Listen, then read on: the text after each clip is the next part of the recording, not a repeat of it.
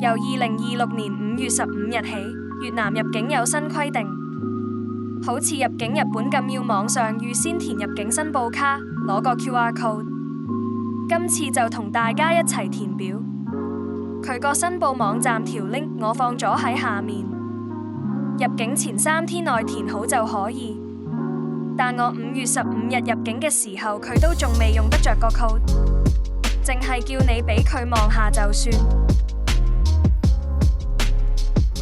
首先揀到達日期，然後你可以選擇上載護照，佢幫你自動填資料，又或者佢人手填 email、電話呢啲一目了然。Visa type 就睇你用咩簽證入境，網簽就揀 electronic visa number， 就係個電子簽個編號，只需填數字。date of issue 就係佢出 visa 俾你嗰日， date of expiry 就 visa 到期嗰日。issue place 只有一個選擇。